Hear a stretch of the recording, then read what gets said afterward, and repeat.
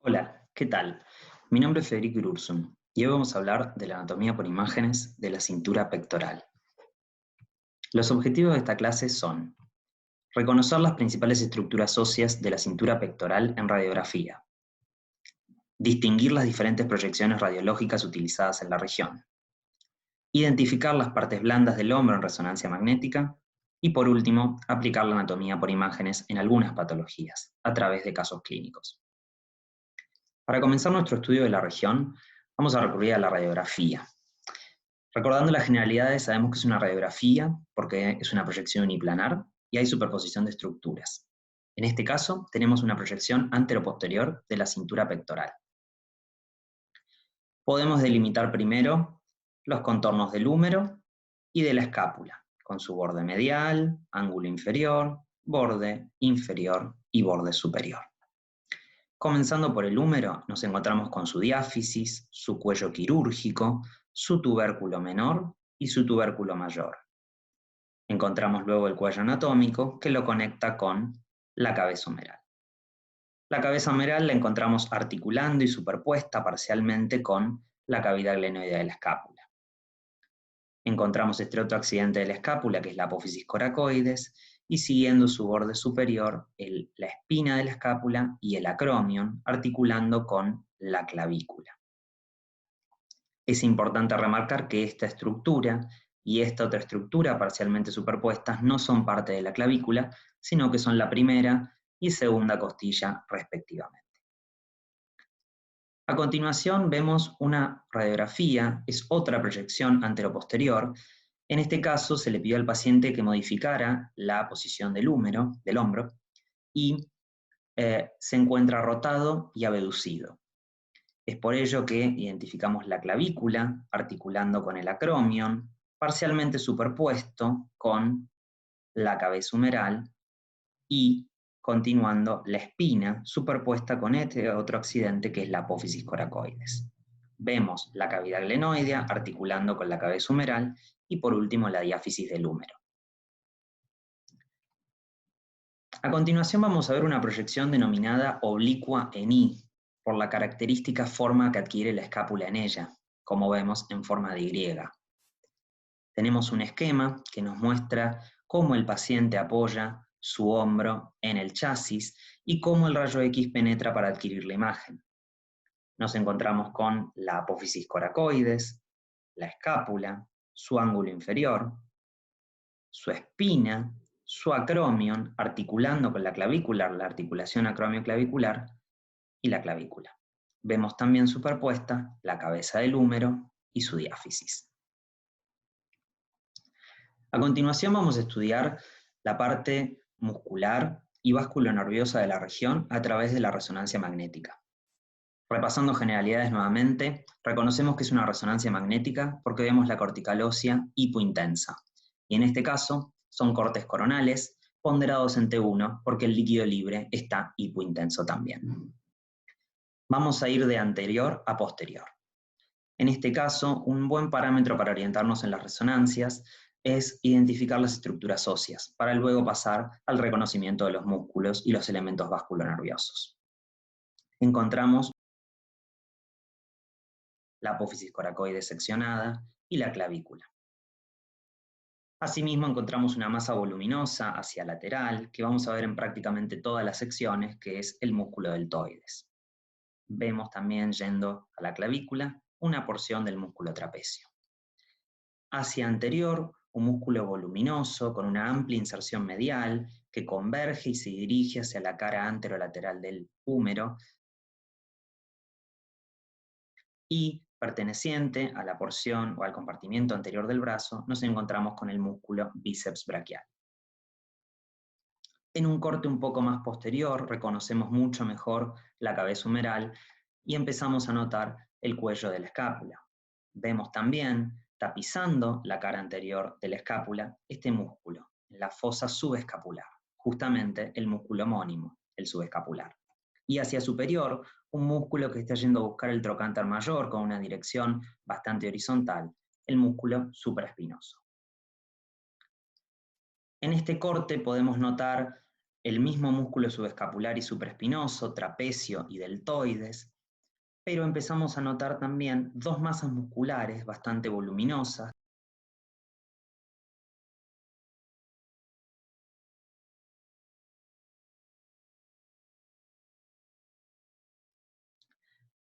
Este corte nos permite ver un ligero cambio en cuanto a las estructuras óseas, que es la aparición del acromion articulando con la clavícula. Y por último, en esta sección bastante más posterior, nos encontramos con el acromion y la espina, y ya vemos un volumen parcial de la porción más posterior de la cabeza humeral. Lo interesante de este corte es que vemos los músculos posteriores a la escápula, el infraespinoso y el redondo menor, y que vemos un espacio topográfico de bastante importancia, que es el espacio axilar lateral, limitado hacia superior por el redondo menor, hacia inferior por el redondo mayor, hacia medial por la porción larga del tríceps braquial y hacia lateral por el húmero. En este espacio vamos a encontrar el nervio axilar y la arteria y venas circunflejas humerales posteriores.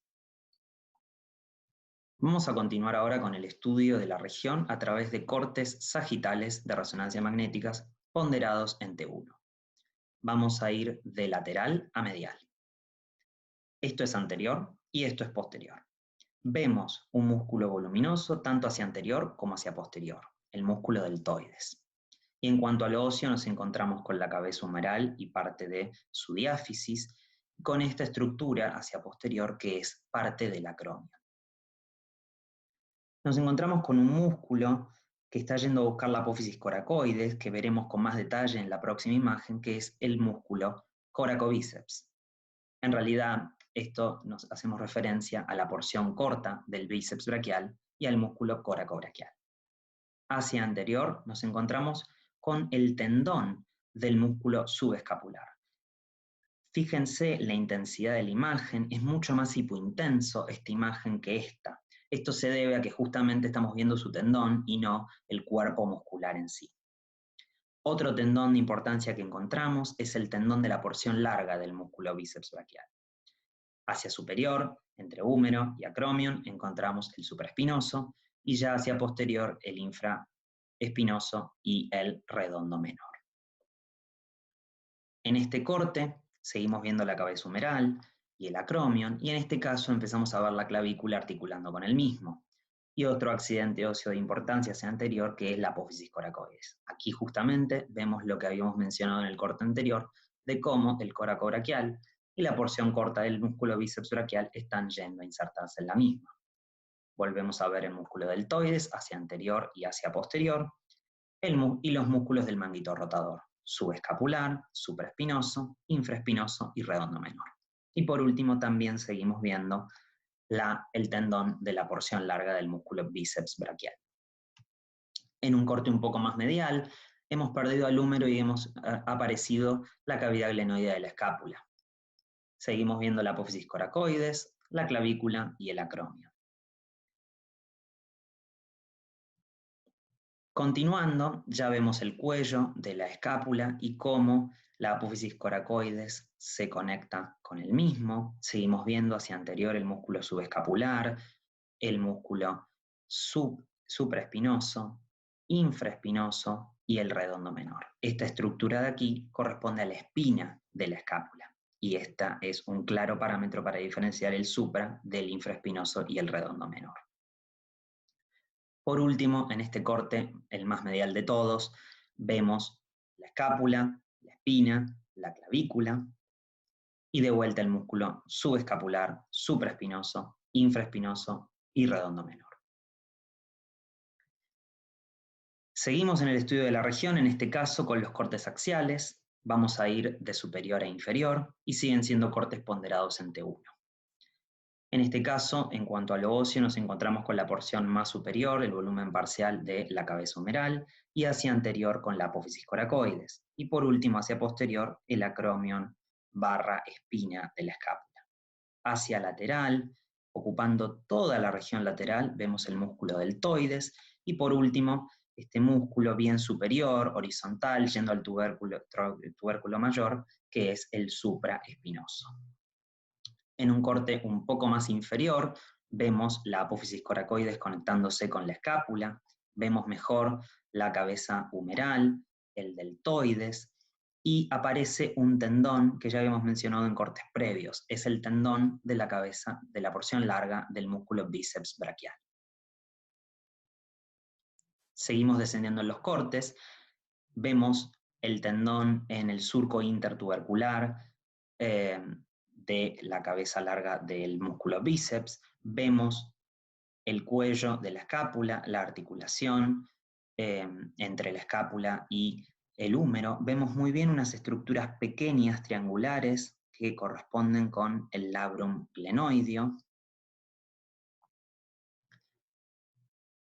Y en este corte vemos mucho mejor la escápula, tapizada hacia anterior por el músculo subescapular y hacia posterior por el infraespinoso. Seguimos reconociendo el deltoides y el tendón de la porción larga del músculo bíceps braquial. Si prestamos atención en esta sección, tiene un alto interés porque se ve muy bien delimitada la fosa axilar. Hacia interior encontramos el músculo pectoral mayor y el músculo pectoral menor. Hacia posterior, como ya mencionamos, el músculo subescapular.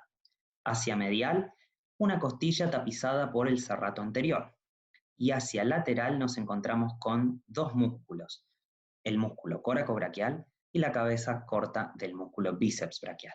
Por último, sumergidas en abundante tejido célula adiposo y ganglios y vasos linfáticos, nos encontramos con la vena y la arteria axilar.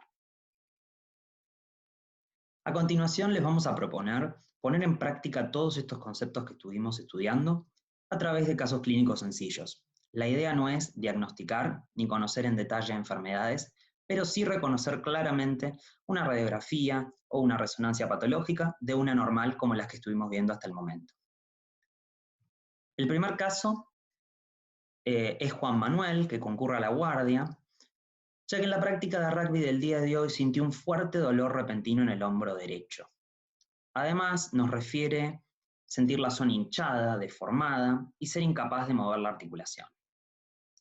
Pasando en limpio los datos positivos del caso, vemos que es un paciente joven, masculino, que juega al rugby y por ende tenemos que pensar en un trauma, en una lesión traumática asociada al deporte, que presenta un fuerte dolor brusco en el hombro derecho, que está deforme y con incapacidad de movilización. Cuando le pedimos a Juan Manuel que se saque la remera, nos encontramos con una anatomía de la superficie claramente alterada. Siempre es útil, tanto en anatomía de superficie como en imágenes, comparar un lado con el otro si tenemos la posibilidad. Fíjense cómo se ve una pérdida de la masa deltoidea del lado afectado y cómo vemos esta prominencia ósea claramente patológica, probablemente compatible con la cabeza humeral. Le pedimos una radiografía, como en todo trauma, primero y principal para descartar una fractura, pero también para llegar a un diagnóstico certero de la lesión. Y ustedes como médicos de guardia se encuentran con esta radiografía de Juan Manuel.